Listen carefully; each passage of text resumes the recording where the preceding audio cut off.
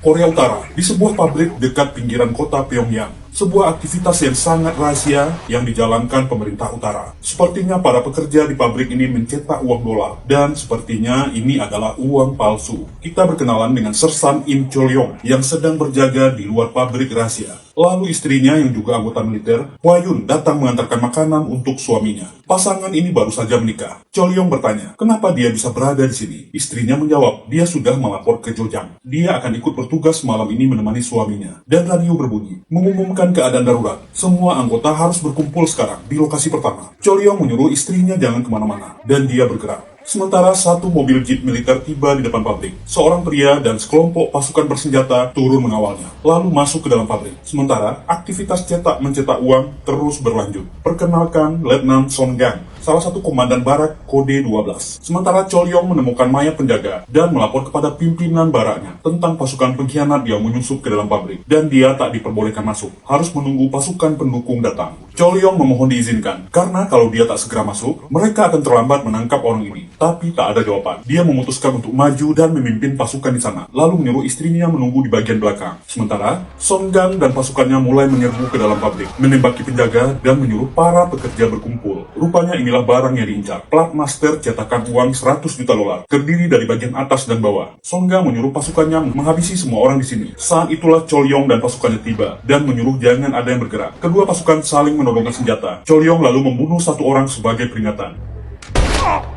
Dia mulai menghitung. Jika mereka tidak menyerah, dia akan membunuh Song Gang dan pasukannya. Sebelum hitungan ketiga selesai, seseorang berteriak. Inilah komandan barak yang menyuruhnya menunggu, yang bernama Cha Gi-song. Dia menyuruh Cholyong berhenti, dan komandan Song membawa Hwayun istrinya sebagai sendera. Cholyong tak menyangka, pemimpinnya sendirilah otak dari penyerangan ini. Gi-song menyuruh Cholyong menyerah. Lalu dia mengambil plat master dan berkata, bayangkan jika kita punya ini, kita bisa tinggal di negara manapun, hidup enak dan kaya raya. Mengurus Cholyong mengerti, kesetiaannya kepada negara tidak ada gunanya. Sebelum pergi, Gi-song menodongkan senjata kepada Hwayun dan menyuruh Cholyong dan pasukannya di atas meletakkan senjata dan turun.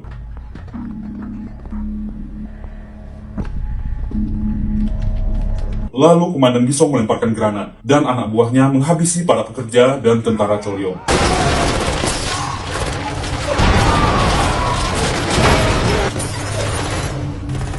Dan sebuah peristiwa mengerikan dalam hidupnya terjadi. Istrinya Hwayun dibunuh di depan matanya oleh Gi-song.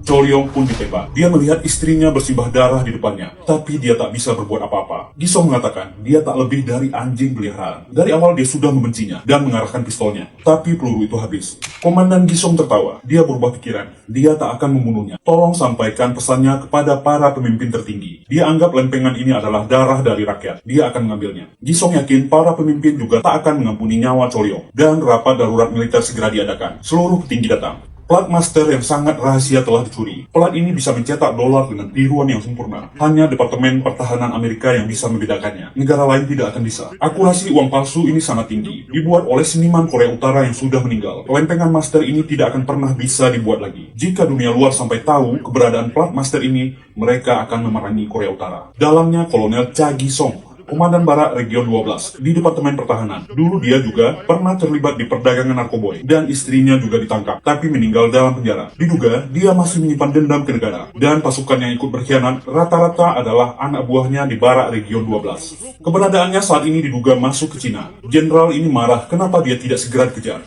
Kerahkan semua agen, tangkap dia. Perwira di depannya menjelaskan, Cina hanyalah tempat persinggahan Gi-song. Dari info intelijen mereka, tujuan sebenarnya dari Gi-song, Seoul, Korea Selatan. Inilah Confidential Assignment, Korea Selatan. Seorang petugas polisi yang sedang menyamar, berlari mengejar begal yang sudah lama diincarnya. Petugas senior ini bernama Gan Jing-tae. Si begal mengeluarkan pisau dan melawan. Saat akan berkelahi dengan si begal, telepon Jin-tae berbunyi di saat-saat krusial.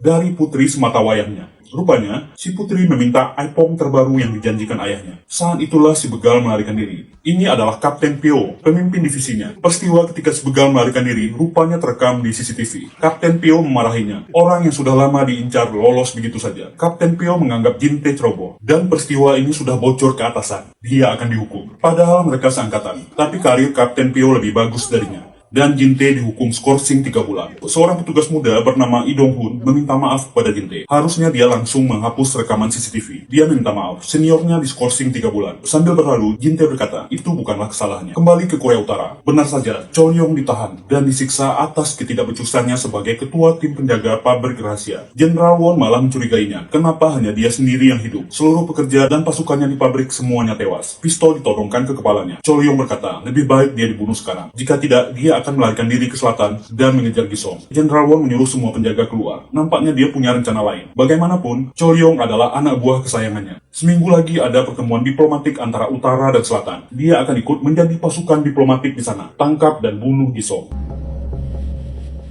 Kembali ke selatan, Jin-tae yang sedang tidur dibangunkan paksa oleh putri kecilnya, Gang Yona, yang merengek menagih janji ayahnya, Aipong baru. Setelah ayahnya berjanji, Yona berkata, ibu menyuruh dia ke meja makan. Gangguan kedua muncul. Nona cantik ini adalah adik istrinya, Bak Min-yong. Dia membangunkan Jin-tae. Tujuannya berbeda, meminjam uang 1 juta won kepada kakak iparnya. Nona cantik ini baru saja dipecat dari pekerjaannya, dan sangat butuh uang untuk membayar tagihan kartu kreditnya. Gangguan ketiga muncul. Istri Jin-tae, Soyun, datang ke kamar dan membangunkannya. Ada telepon dari Kapten Pyo. Ternyata Kapten Pyo sudah menunggunya di bawah. Jin-tae memarahi temannya. Mereka sudah berteman 15 tahun, tapi dia tak bisa membelanya. Kapten Pyo menenangkannya. Dia punya tugas yang akan membuat hukuman Jin-tae dicabut, dan dia akan naik pangkat jika tugas ini berhasil. Tugasnya ialah operasi gabungan Korea Selatan dan Utara. Seminggu lagi akan ada pertemuan diplomatik kedua negara. Ada penjahat utara yang melarikan diri ke selatan, tapi pihak utara ngotot mereka akan menangkap dengan tangannya sendiri. Tugasnya adalah menemani perwira utara yang melakukan penyelidikan di sini. Tentu saja Jin-tae menolak pada awalnya. Dia merasa direndahkan dengan tugasnya ini. Tapi setelah Kapten Pyo memberitahu gajinya akan naik banyak jika naik pangkat. Dengan terpaksa Jin-tae setuju. Kantor sementara NIS khusus pertemuan dengan utara. Kapten Pyo membawa Jin-tae menemui pejabat eksekutif NIS yang bertugas mengawasi penyelidikan kedua negara untuk penjahat utara yang kabur. Bak Hyun-soo. Hyun-soo memberi instruksi. Tugasnya adalah awasi polisi dari utara selama 24 jam, selama 4 hari, sampai pertemuan diplomatik selesai. Jika ada hal yang aneh, segera lapor. Anggota kepolisian yang lain akan membantu Jin-tae di kasus ini. Penyelidikan kali ini sifatnya sangat rahasia. Jin-tae harus menutup mulut, NIS terlibat di urusan ini. Hari pertemuan diplomatik datang. Rombongan petinggi utara tiba dan disambut hangat oleh pihak selatan. Chol-yong berpisah dari tim, diberi senjata dengan instruksi khusus. Habis si Gisong rebut kembali lempengan plat master uang darinya. Dia diberi smartphone. Barang ini jangan sampai hilang. Dia harus segera belajar menggunakannya. Baru sadar, berarti rakyat dan militer korup tidak boleh pakai smartphone. Waktunya hanya 4 hari. Dia harus mencari orang bernama Bak Yong-ho, disertir militer bekas anak buah Gisong yang sudah menetap di selatan. Jika orang ini ditemukan, jejak Gisong pasti kelihatan. Chol-yong melangkah keluar hotel. Sementara Jin-tae berada di sana menjemput Chol-yong. Melihat fotonya, dia menemukan Chol-yong. Jin-tae menghampirinya dan memperkenalkan dirinya. Dengan gerakan kecil, dia merebut pistol Chol-yong. Selama pencarian, senjata api akan dikontrol pihak selatan. Chol-yong diam saja, mengamati situasi dan mengikuti Jin-tae. Jin-tae mengajaknya makan terlebih dahulu. Chol-yong mengingat info atasannya. Orang selatan yang akan bersamanya ini adalah orang yang licik. Keberadaan plat master yang tetap rahasia jangan sampai terbongkar. Sementara, Jin-tae sudah diberi info NIS. Target orang utara bernama Cha Gi-song. Tapi NIS merasa curiga. Utara tidak pernah serahasia ini mengejar seorang pembunuh. Pasti ada sesuatu di belakang. Tugas menangkap Cha Gi-song adalah wewenang NIS. Jika dia menemukannya, dia harus segera melapor. Dia cuma harus berpura-pura membantu orang utara ini. Lebih tepatnya mengalihkan fokus dan mengulur-ngulur waktu. Jin-tae berpura-pura ramah dan mencoba mengorek informasi. Tapi Chol-yong tetap diam. Jin-tae memberi bimbingan. Korea Selatan penuh dengan CCTV di mana-mana. Gerak-gerik mereka berdua diawasi. Dia jangan bertindak aneh-aneh. Jin-tae mengira Chol-yong tidak punya smartphone dan memberikannya untuk berkomunikasi. Pistol Chol-yong disimpan. Chol-yong bertanya, apakah Jin-tae anggota elit dari selatan? Dengan bangga Jin-tae mengiyakan. Tapi Chol-yong mengira dia hanya pemandu tur. Kedua orang ini baru saja bertemu. Auranya sudah tidak enak. Mereka tidak akur sama sekali. Chol-yong mengatakan tujuannya area Myeongdong. Itu area mall dan pertokoan di Korea. Dan tentu saja mereka terjebak macet. Chol-yong menyuruh mencari jalur lain. Jin-tae beralasan semua jalur akan sama jam begini. Chol-yong frustasi dan mengatakan tujuannya Gamyong Office nomor 108. Informan Gisong tinggal di sana. Orang yang bernama Bak Yong-ho dan tangan Jin-tae bekerja, mengirim informasi ke NIS. Radio patroli bekerja. Ada penyandaran seorang wanita di dekat situ. Jin-tae menjawabnya. Dia akan ke sana karena posisinya dekat. Chol-yong marah. Dia merasa tidak diprioritaskan. Mereka kembali bertengkar.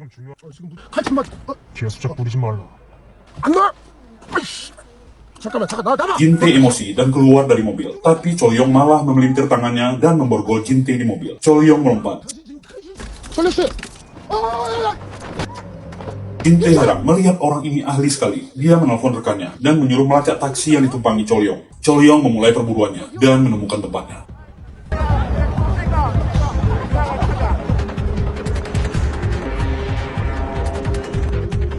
Tapi Jinte sudah menunggu di sana dan mengikutinya. Ketika masuk, Jinte merasa pernah melihat orang yang berpapasan tadi dan mengejarnya.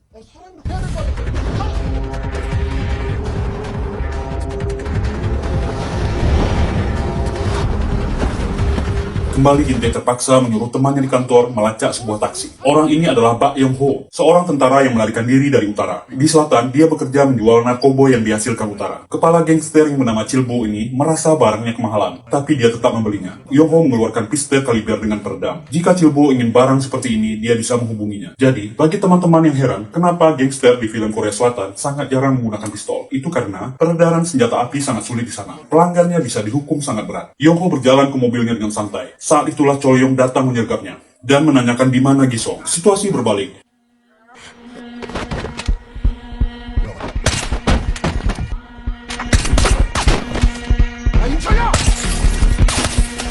Jinte datang, kaget melihat ada tembakan, lalu menyembunyikan sirine. Yong Ho melarikan diri dan Cholyong mengejar. Kejar-kejaran terjadi.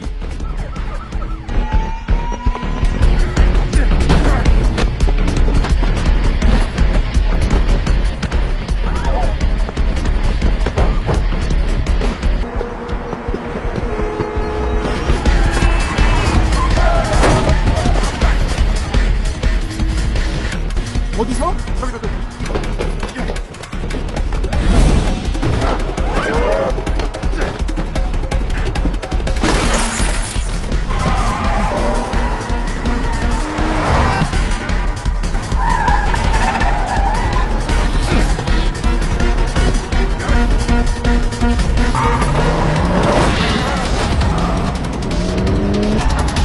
Yong Ho melompat dari mobilnya. Saat itulah rombongan anak sekolah keluar. Hampir saja.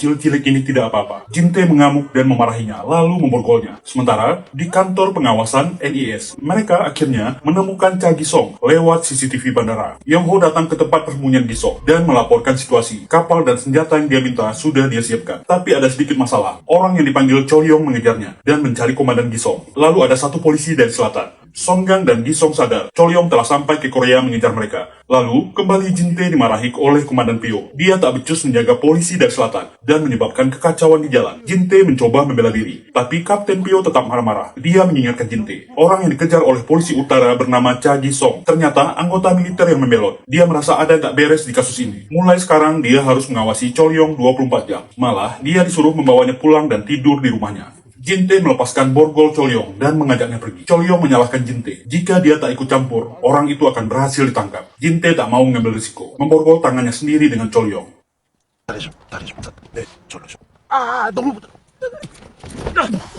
Cholyong berjanji, kali ini dia akan mengikuti prosedur dari selatan. Asalkan ketika Cha Gisong ditemukan, pihak selatan harus memberitahunya terlebih dahulu dan meminta borgolnya dilepaskan. Jinte yang sok akrab mengajak Cholyong ke kedai arak dan mengajaknya minum bersama. Dia menipu Cholyong dengan memasangkan alat pelacak di kakinya. Dia bilang itu adalah tanda seorang petugas kepolisian. Dia mengajak Cholyong ke rumahnya dan mengenalkan Cholyong adalah seorang petugas baru yang baru pindah ke divisinya. Min Young yang sedang asik terpana melihat wajah Cholyong. Sang istri tak bisa menyembunyikan wajah kesalnya. Jinte mengenalkan Yona, putri kecilnya. Tentu saja, Soyun langsung protes kenapa suaminya membawa orang asing ke rumah. Min Young langsung pasang aksi. Matanya tak bisa lepas dari Cholyong dan memarahi kakaknya yang tak sopan. Ketika Cholyong di kamar mandi, Jinte menyelinap ke kamar, memeriksa jasnya. Dia melihat foto Cholyong di kesatuan militernya. Tujuannya ialah menyadap smartphone Cholyong. Maksudnya apa coba? Min Young memberitahu lokasi kamarnya. Aduh. 제 방은 여기. Seorang tentara veteran seperti Cholyong tentu saja tahu HP-nya sudah dikerjain Jinte. Dia menelpon Jenderal Won dan memberitahu perkembangan terbaru. Dia diingatkan, dia hanya punya waktu 2 kali 24 jam lagi. Jika dia tidak berhasil membawa plat master itu, hancurkan. Makan pagi di keluarga Jinte. Min Young yang gak pernah dandan, hari itu tampil dengan full makeup dan baju terbaiknya. Malah dia menawarkan akan membuat masakan enak untuk Cholyong, tapi diskamat oleh kakaknya sendiri.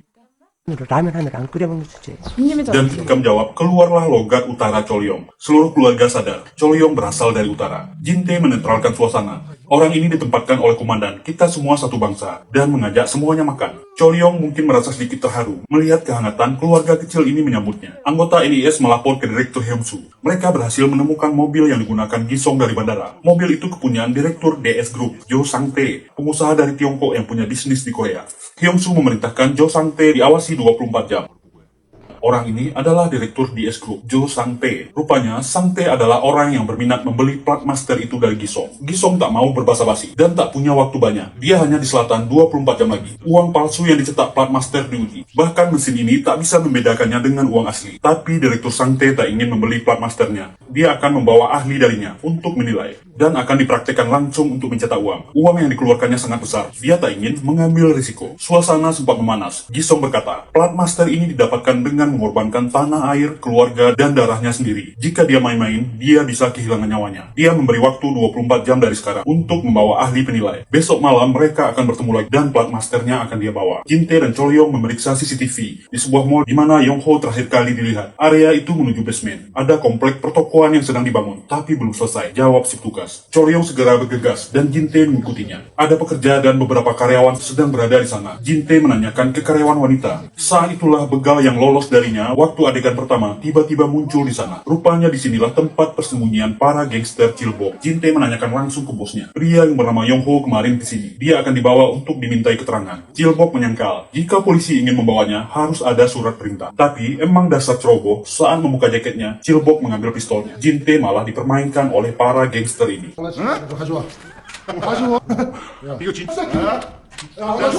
Dan terpaksa Cholyong yang bertindak. Dia hanya bertanya sekali, di mana Yong-ho? Chilbok dan anak buahnya masih meremehkan mereka berdua. Hasilnya,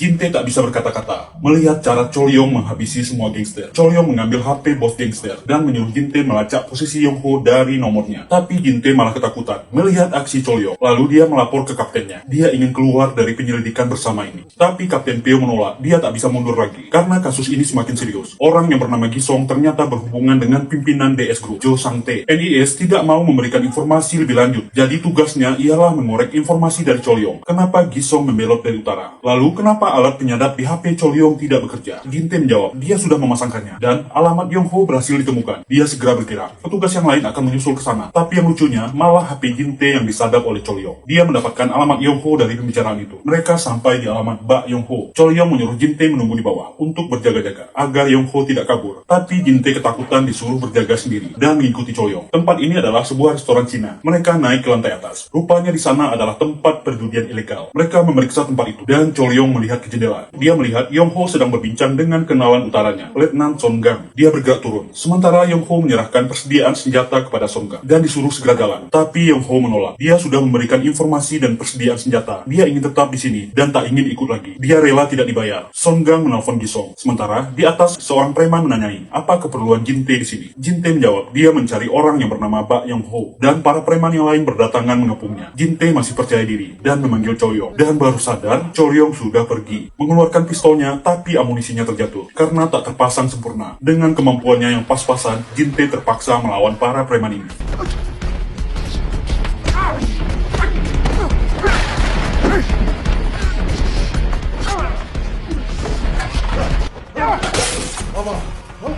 Sementara di bawah, Yong-ho ditembak oleh Son-gang. Tak boleh ada pengkhianat dalam tugas mereka. Dan Cholyong sampai. Son-gang memberikan HP. Gisong berbicara dengan Cholyong. Dia tak menyangka Cholyong sampai ke selatan mengejarnya. Cholyong menjawab dengan marah. Dia akan mengejarnya dan menghabisi nyawanya. Gisong mengatakan, di situ adalah kuburanmu dan rekanmu. Dia minta maaf tak bisa mengantar. Dan pertarungan Cholyong dan Gisong dimulai.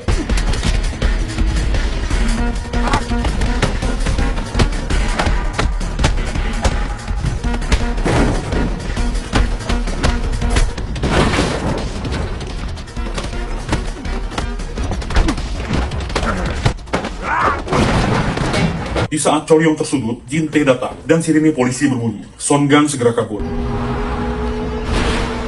Para polisi berdatangan ke TKP sesuai laporan Jin-tae. Para pelaku kegiatan judi ilegal ditangkap. Mereka memeriksa mayat Yong-ho yang tertembak dan Jin-tae mengambil HP-nya. Cholyong khawatir melihat Jin-tae yang terluka, tapi Jin-tae dengan gagahnya berkata, luka kecil ini tak berarti apa-apa. Detektif Dong-hoon melihat Jin-tae sekilas dan menuju ke belakang. Kaget melihat mayat Yong-ho yang terbujur kaku dan mau berteriak memanggil kapten. Untung segera ditahan. Jin-tae menyuruh dia diam. Dia akan melapor ke Kapten Pyo langsung dan menyuruh dia memeriksa catatan panggilan ponsel Yong-ho. Jin-tae menanyakan siapa pria yang tadi menyerangnya. Awalnya Cholyong tidak mau menjawab. Jin-tae kesal, tapi dia tak mau memaksa. Akhirnya Cholyong mengatakan, Gi-song sebenarnya adalah mantan komandan militer. Songgang adalah salah satu perwiranya yang juga berkhianat dan dia juga memiliki barisan tentara bayaran. Jin-tae menanyakan, apa sebenarnya yang terjadi? Kasusnya sangat serius. Dia minta Cholyong jujur. Kenapa dia begitu keras ingin menangkapnya? Akhirnya Cholyong mengatakan, Cha Gi-song membunuh semua orang di sebuah pabrik rahasia Korea Utara. Dan salah satu adalah istrinya. Semua tewas gara-gara dia. Jin-tae tertegun mendengarnya. Kapten Pyo memarahi Jin-tae. Kenapa Yong-ho sampai tewas? Dia memintanya menangkapnya. Akhirnya Jin-tae mengatakan, Gi-song tidak sendirian. Dia memiliki barisan tentara bayaran bersamanya. Cholyong yang mendengar percakapan itu cukup lega. Karena Jin-tae tidak membuka semua rahasianya. Jin-tae malah membantu membuka gelang pelacak lokasi di kaki Cholyong. Dia akan bertanggung jawab ke kaptennya. Istrinya mengobati luka-luka suaminya dan ngomel-ngomel.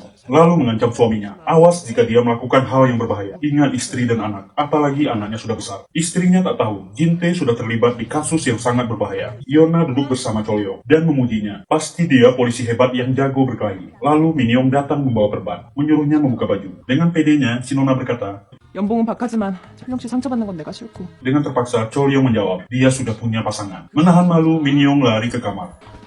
죄송해요. Min-young yang sedih masuk ke kamar dan berbaring di sebelah abang iparnya. Jin-tae mentertawakannya. Dia masih punya kesempatan. Istrinya sudah meninggal. Malam itu, Gi-song mengumpulkan semua bawahannya di Korea dan menjanjikan kehidupan yang senang kepada anak buahnya. Setelah operasi ini berakhir, mereka akan bebas selamanya. Dan seorang dokter forensik menemukan uang palsu di jasad Ba Yong-ho. Petugas ini segera melapor kepada pimpinannya, Yong-su. Kembali ke rumah Jin-tae, So-yeon melihat Cholyong yang tidak pernah bertukar baju, lalu memberikan baju suaminya untuk dipakai. Ketika mereka hendak pergi, istrinya memarahi. 아무것도 버리고! Dan Min-young belum menyerah mengejar Cholyong, berdandan dan membantu kakaknya menyiapkan makanan. Bahkan Min-young membuatkan makanan ala utara, khusus untuk Cholyong. Min-young menyombong, dia belajar semalaman untuk membuatkan makanan spesial untuk Cholyong, tapi langsung disekakmat oleh Yona kecil. 어떠세요? 이모, 그거 엄마가 만든 거잖아. 야씨! Di saat makan, SMS datang dari Dong-hoon bahwa HP Jin-tae telah disadap. Sebelum Cholyong pergi, So-yeon meminta tolong kepada Cholyong untuk menjaga suaminya. Walaupun mereka tidak punya apa-apa, hanya Jin-tae yang mereka punya. Dan Jin-tae mendapat telepon dari Kapten Pyo. Yang Cholyong cari ialah plat master yang digunakan Utara untuk mencetak dolar palsu. Hari ini, Gi-song akan bertransaksi dengan Jasang-tae di DS Resort. Cholyong menanyakan, bukankah Jin-tae sudah tahu lokasi Gi-song? Jin-tae yang sudah marah menolak memberitahu. Di mobil, Jin-tae marah, tak menyangka Cholyong memasang alat penyadap di HP-nya. Kedua orang ini bertengkar dan saling menjelekkan negara masing-masing. Jin-tae berkata, dia sudah tahu apa yang Cholyong incar. Dia tak menyangka semua ceritanya dan tentang istrinya dan rekan-rekannya bohong semua. Cholyong berkata, dia tak bohong dan dia meminta maaf. Semua ceritanya benar. Lalu memohon dengan tulus agar Jin-tae mau membantunya. Bahkan jika dia berhasil membunuh Gi-song, plat master itu akan diberikannya kepada Jin-tae. DS Resort, tempat pertemuan alat pencetak uang disiapkan dan diuji dengan mesin detektor. Hasilnya sangat memuaskan. Jin-tae dan Cholyong sampai di sana. Jin-tae menyuruhnya menunggu. Sebentar lagi bantuan akan datang. Cholyong berkata, dia akan pergi sendiri. Ini terlalu berbahaya. Semua yang di sana adalah pasukan militer khusus. Cholyong memberikan uang belanjanya selama di selatan untuk Jin-tae. Menyuruhnya membelikan iPhone baru untuk anaknya. Sebelum pergi, Cholyong mengucapkan terima kasih. Transaksi dilakukan. Barang itu asli dan sudah dites cetak. Semuanya memuaskan. Tapi Sang-tae berkata, karena setelah transaksi, Gi-song masih mendapat persen dari setiap penyebaran uang palsu, dia akan membayar dengan setengah harga, yaitu 10 juta dolar. Gi-song tersenyum, sementara Cholyong sudah berada di atap dan menyiapkan peralatannya. Dan Jin-tae datang, dia tak mau meninggalkannya. Dengan sedikit trik, mereka menggunakan video panggilan antar HP untuk merekam. Gi-song berkata, setelah dia meninggalkan Utara, orang-orang yang masih di kampung halaman harus merasakan kejayaannya juga. Tawarannya terlalu rendah, harganya tetap 20 juta dolar. Tapi karena Sang-tae menolak, harganya akan naik 10 juta setiap 1 menit. Semua penjaga di bawah disergap oleh pasukan Gi-song. Lalu semua penjaga Sang-tae ditembak. Barulah Pak Tua ini sadar, dia dalam posisi bahaya. Dia menyetujui harga Gi-song 20 juta dolar, tapi sudah terlambat, dia pun ditembak. 내가 근데 직접 죽였습니다. Gisong bergerak dan Cholyong pun terjun ke bawah. Baku hantam dan baku tembak terjadi.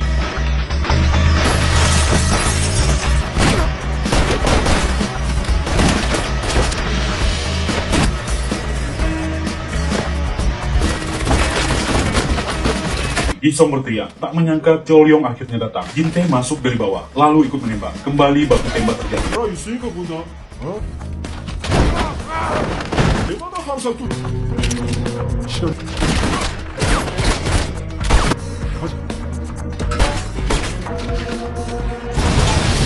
Para petugas lain yang datang kaget mendengar suara tembakan. Gisong dan Songgang bergerak meninggalkan tempat itu. Polisi pun datang.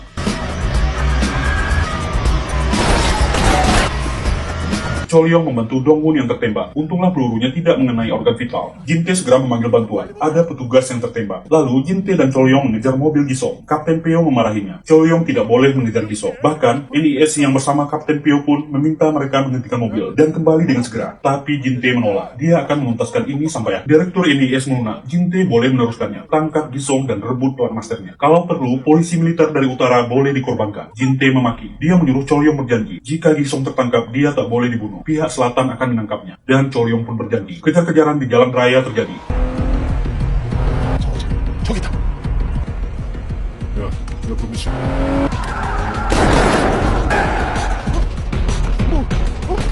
반짝.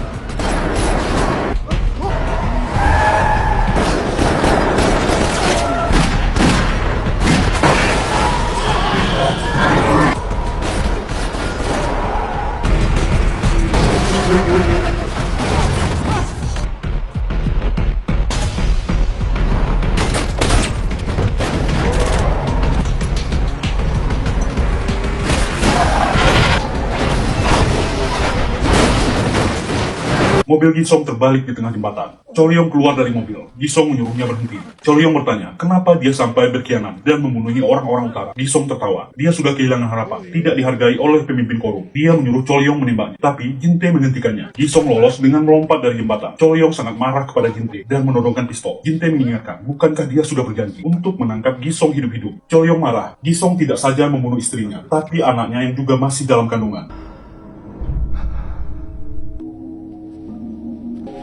아령도 소지품 속에 있던 건데. Jin-tae minta maaf. Dia memberikan plat master itu kepada Cholyong dan menyuruhnya membawanya. Dia akan mengatakan, plat master ini jatuh ke sungai bersama Gisong. Dia akan mengatakan, ke pihak selatan, hanya dengan membawa benda ini dia tetap bisa hidup. Cholyong menolak. Jin-tae memarahinya. Dia harus tetap berjuang. Istrinya sudah tenang di sana. Dia pasti ingin Cholyong melanjutkan hidupnya. Jikapun Gisong masih hidup, pihak selatan pasti akan menangkapnya. Dia menyuruh Cholyong pergi cepat. Jenderal Won sangat senang dengan kinerja Cholyong. Plat master sudah kembali. Cholyong mengatakan, Gisong belum dipastikan sudah meninggal atau masih hidup. Dia ingin diberikan waktu agar bisa kembali untuk memastikannya. Tapi, Jenderal Won mengatakan itu tak perlu. Dia diperintahkan segera kembali ke utara. Penyelidikan terpadu Korea dan Selatan sudah berakhir. Tapi sesuatu yang besar terjadi. Saat dalam perjalanan pulang, telepon dari Yona masuk. Jin-tae mengangkatnya seperti biasa. Tapi dia mendengar Yona menangis keras. Suara yang berbeda terdengar. Itu Gisong. Dia berkata, dia kehilangan sesuatu. Jin-tae memohon, barang itu tidak ada padanya. Gisong melanjutkan, dia memberi waktu Jin-tae 2 jam. Bawa plat masternya ke pelabuhan Incheon. Jika tidak, keluarga kecilnya akan menghilang. Jangan membawa polisi atau petugas apapun. Cholyong yang bersiap pergi mendapat telepon. Itu dari Jin-tae yang menangis. Dia mengatakan anak dan istrinya ditangkap Gisong. Dia hanya punya waktu 2 jam untuk membawanya ke pelabuhan Incheon. Dia memohon selamatkan anak istrinya. Dan Cholyong menghalangi jalan Jenderal Won yang hendak keluar dari kamar. Dia mengatakan semuanya. Cha Gisong masih hidup. Jenderal Won memarahinya. Urusan selatan dengan utara telah selesai. Keluarga anggota polisi selatan diculik Cha Gisong. Kali ini dia tak ingin kehilangan siapapun lagi. Jenderal Won cuma diam. Cholyong meminta maaf dan berjanji akan kembali ke utara. Dia pergi membawa plat master. Soyun dan anaknya terikat di atas gedung. Bom yang sudah diatur waktunya juga terpasang di sana. Jin-tae datang. Ada sniper yang juga berjaga di sekitar gedung. Jin-tae dengan panik berteriak. Soyun menjawab panggilan suaminya. Situasinya sangat menyedihkan. Mereka saling berteriak. Jin-tae melihat bom terpasang di sana. Suara Gisong terdengar di radio. Dia menanyakan di mana plat masternya. Jin-tae menjawab, lepaskan dulu anak istrinya. Tembakan dilepaskan. Jin-tae tidak berhak memberi syarat kepadanya. Gisong menebak, Jin-tae tidak punya platnya. Dan Jin-tae emosi. Dia memang tak punya. Berteriak dengan marah menyuruh Gisong keluar. Dan akhirnya dia sadar. Anak dan istrinya masih terikat dengan bomnya. Dia meminta maaf. Tolong lepaskan istri dan anaknya. Bunuh saja dia. Sniper sudah siap membidiknya. Jin-tae menenangkan anaknya. Gisong memberi perintah. Tembak lalu habisi semuanya. Tapi malah sniper bawahan Gisong yang tewas. Radio berbunyi, itu suara Cholyong. Dia meminta maaf datang terlambat. Dan pembantaian pasukan Gisong oleh tentara elit dari utara ini dimulai. Dia memperingatkan Gisong, jika ada yang bergerak mereka akan mati. Cholyong meminta mereka melepaskan Jin-tae dan keluarganya. Platnya akan diberikan, tapi Gisong berkata, dia tidak percaya dengan Cholyong. Cholyong menyuruh mereka memeriksa bagian atas sebuah atap. Songgang memeriksa, ada 2 plat master di sana, tapi cuma bagian bawah. Bagian atasnya masih ditahan oleh Cholyong. Cholyong sangat pintar, menyimpan 2 plat bagian atas, dan menyuruh Gisong melaksanakan perintahnya dulu. Gisong menyuruh Songgang mematikan bom, dan lepaskan keluarga Jin-tae. Suara Cholyong terdengar di radio. Dia menyuruh Jin-tae pergi membawa keluarganya. Tapi Jin-tae masih mengkhawatirkan nasib Cholyong. Cholyong meminta maaf dia datang terlambat, karena dia, keluarganya telah menderita, dan menyuruh Jin-tae pergi cepat. Jin-tae segera turun dengan anak dan istrinya. Di dalam mobil, dalam perjalanan, dia meminta izin ke istrinya. Dia tak tega membiarkan Cholyong sendirian. Tak disangka, jawaban istrinya, 가! 죽여버리고 천영씨 데리고 와. setelah menurunkan istrinya, Jin-tae segera bergerak. Gisong berteriak, menyuruh anak buahnya bergerak, mencari Cholyong. Seluruh pasukan Gisong bergerak. Pertempuran brutal dan baku tembak dimulai.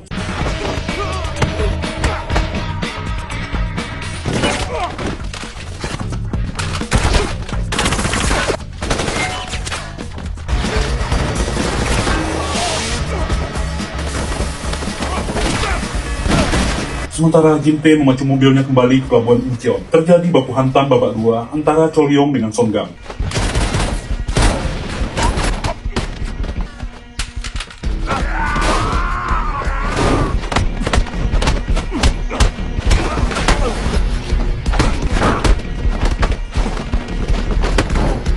Anak buah Gisong berhasil mengamankan sisa plat master. Gisong segera bergerak.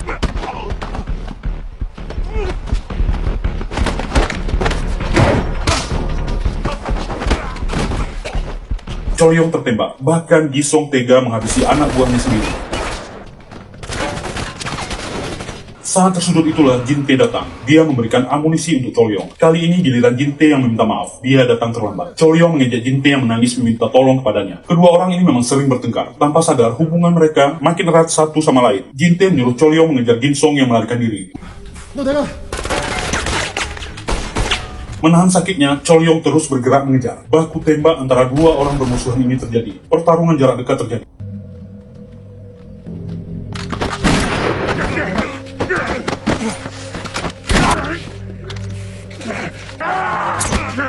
Tapi Cholyong yang sudah tertembak di perutnya tersudut. Dia memaki Cholyong. Harusnya dia membunuhnya waktu di utara. Cholyong tidak sadar. Plat master itu bisa membuat sebuah negara yang lebih makmur dari negara utara yang dipertahankannya. Dia memaki dan menghajar Cholyong dan bersiap menghabisinya. Jin-tae yang berhasil bertahan menembak Gisong. Tapi pria ini kembali menghilang. Jin-tae dihajar tapi mencoba melawan.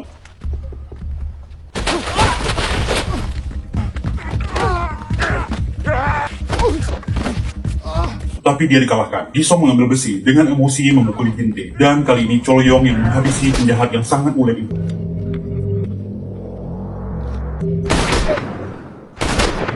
Kedua pria dari negara yang bermusuhan ini berhasil selamat. Mereka duduk kelelahan dan saling berbincang. Cholyong memberikan plat itu ke Jin-tae dan berkata, sekali ini kau harus mendapat penghargaan. Tapi Jin-tae malah membuangnya ke laut. Barang ini membuat kita berdua sengsara, ujarnya. Hubungan kedua orang ini mungkin sudah seperti saudara, saling menyelamatkan nyawa masing-masing, dan tidak pernah mau meninggalkan salah satunya dalam bahaya. Hubungan unik antara dua negara. Dan akhirnya petugas yang lain datang. Dan film pun selesai. The end. Ada adegan setelah kredit. Ketika Jin-tae ditugaskan ke utara untuk menangkap penjahat dari selatan yang melarikan diri. Dia ikut bersama rombongan diplomatik kembali bertemu dengan saudaranya. Adegan mengambil pistol terulang kembali. Kali ini Cholyong mengambil senjata Jin-tae. Jin-tae menyampaikan pesan Min-young yang ingin sekali bertemu dengannya. Tapi sebenarnya ada adegan yang dihapus dari filmnya. Saya menemukannya di salah satu channel YouTube. Intinya, Jin-tae sekeluarga mengantarkan Cholyong ke perbatasan utara dengan mobilnya. Bahkan Min-young yang sudah sangat bucin meminta Cholyong membawanya ke utara, tapi segera ditarik oleh kakak. Keluarga Jin-tae menganggap Cholyong adalah bagian dari keluarga mereka, dan mereka pun berpisah setelah mobil penjemput datang. Dan kali ini beneran habis. Film yang sangat unik. Ini bukan hanya tentang perang dan baku hantam. Ada drama keluarga lebih penting dari segalanya. Dan kabar baiknya, film ini akan ada sequelnya. Menurut jadwal, akan tayang di akhir 2022. Kita tunggu saja. Semoga terhibur menonton video ini. Terima kasih sudah